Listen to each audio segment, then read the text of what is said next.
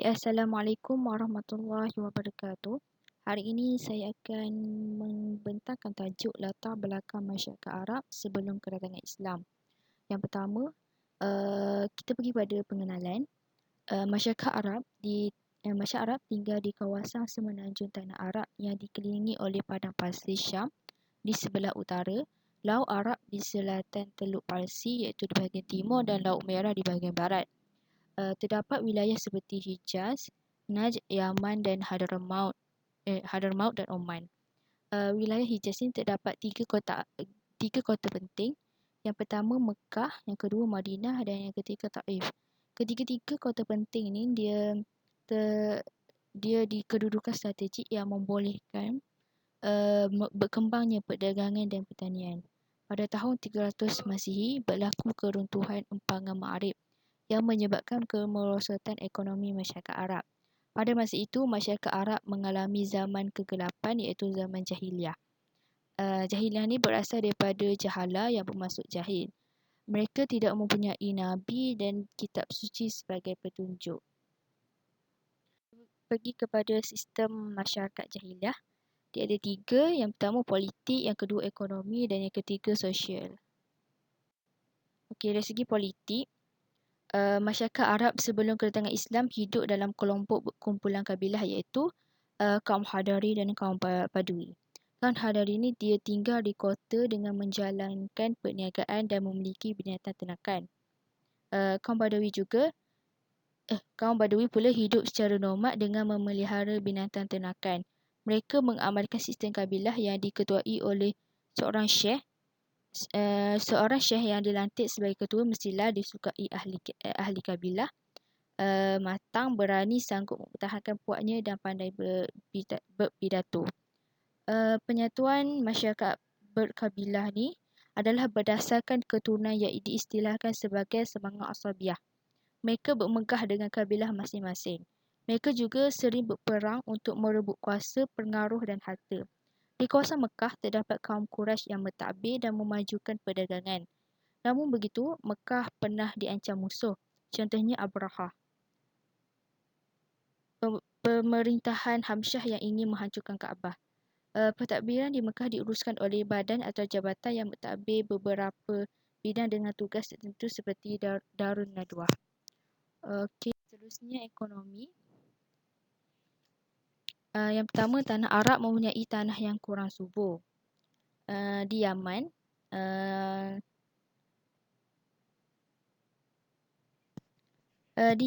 pula terdapat tanaman gandum dan kopi yang amat bergantung kepada hujan. Sekoi dan padi juga diusahakan di beberapa tempat di Oman. Kemenyan pula merupakan tanaman berharga yang dihasilkan di Hadramaut dan Mahra. Dalam kalangan kaum Badui, terdapat masyarakatnya yang menternak secara nomad. Antara binatang ternakan termasuklah unta, kambing dan biri-biri. Mereka berpindah randah untuk mencari rumput dan air bagi binatang ternakan.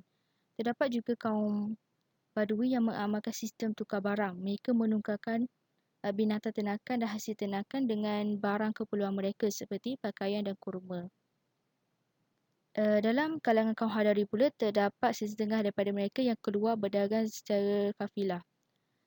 Perniagaan masyarakat Arab Jahiliyah hanya mementingkan keuntungan, mengamalkan riba dan menipu timbangan. Okey, seterusnya pergi kepada sosial. Sosial dia ada dua, agama dan kepercayaan dengan adat dan kehidupan seharian. Yang pertama kita pergi kepada agama dan kepercayaan. Agama yang pertama, Watani.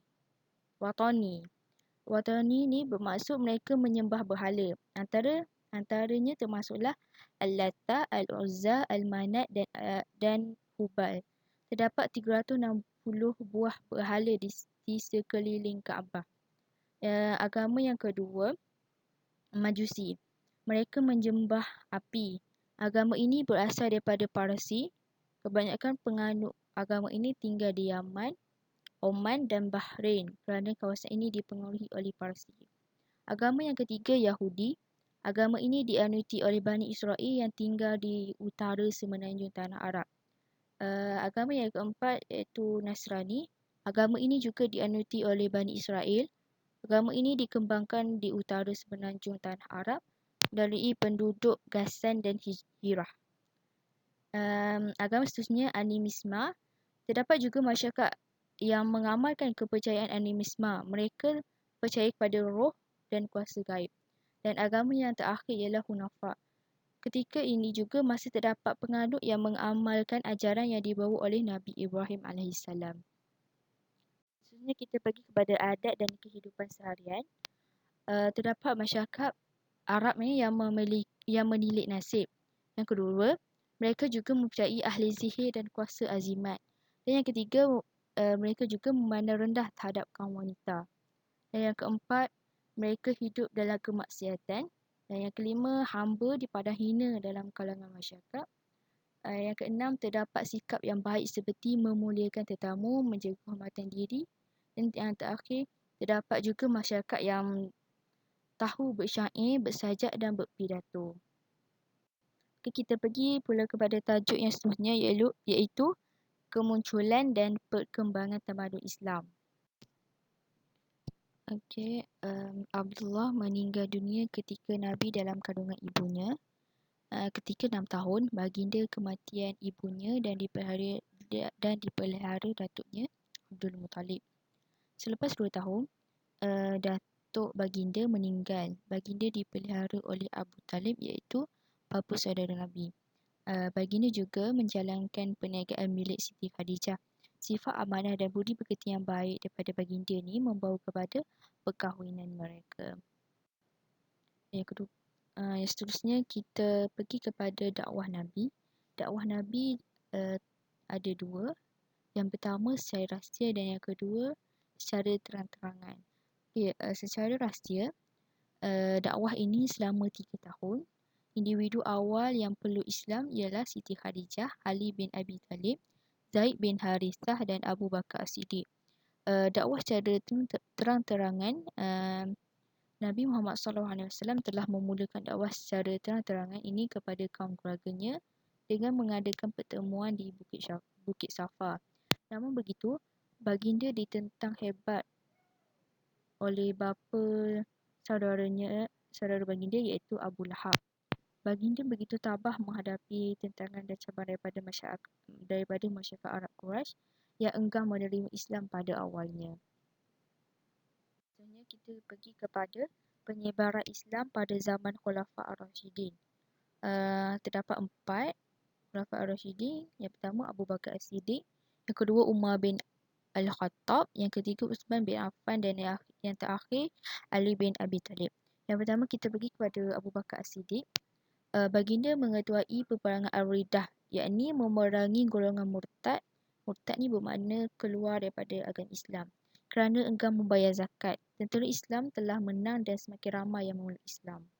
Yang kedua Umar bin Al-Khattab. Golongan peneroka telah dihantar untuk membuka wilayah baharu di utara semenanjung Tanah Arab seperti Iraq, Syam dan Mesir. Wilayah Islam yang luas ketika itu telah dibahagikan kepada beberapa bahagian bagi memudahkan pentadbiran. Yang ketiga Uthman bin Affan. Baginda mentadbir wilayah Islam yang luas merangkumi kerajaan Parsi dan beberapa bahagian kerajaan Byzantium di Laut Mediterranean. Baginda juga melantik gubernur bagi mengetuai pentadbiran di wilayah Islam yang semakin meluas. Dan yang terakhir pada zaman Ali bin Abi Talib.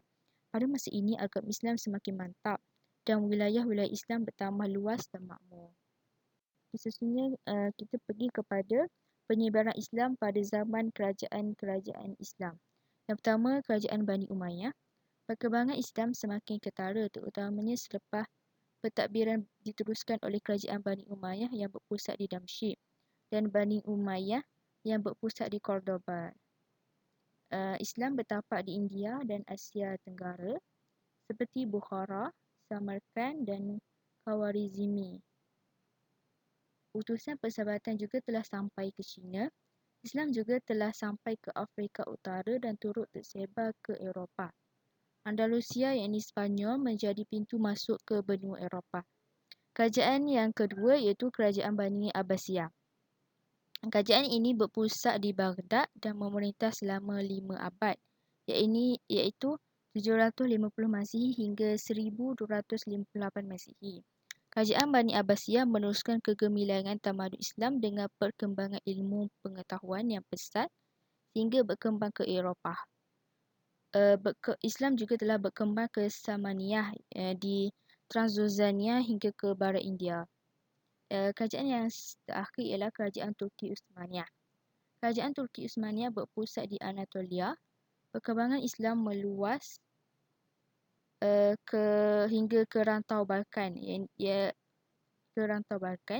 Eropah Timur, sepadan Rusia dan sekitar Laut Hitam. Di samping mengekalkan kekuasaan di Asia Barat, pengaruh Turki Uthmaniyah juga telah sampai ke alam Melayu. Yang terakhir, faktor-faktor penyebaran Islam. Yang pertama, kesyumulan Islam. Keseimbangan rohani dan jasmani menjadikan tamadun Islam membentuk masyarakat yang maju. Yang kedua, Islam tidak menolak kemajuan di dunia dari segi perbandaran dan pembangunan ekonomi, di samping mendidik akhlak yang baik. Yang kedua, prinsip keterbukaan. Prinsip ini dan toleransi membolehkan Islam diterima umum. Yang ketiga, prinsip kesaksamaan. Yang pertama, berdiri atas kesaksamaan dan keadilan. Yang kedua, kewujudan pelbagai bangsa dan bahasa di dunia berjaya membentuk ummah yang bersaudara. Dan yang keempat, dakwah. Dakwah secara bijaksana dan berdiplomasi berjaya menarik masyarakat lain memeluk Islam. Dan yang terakhir, hubungan diplomatik. Hubungan diplomatik dengan negara lain seperti di Eropah menarik minat orang Eropah ikut perkembangan Islam.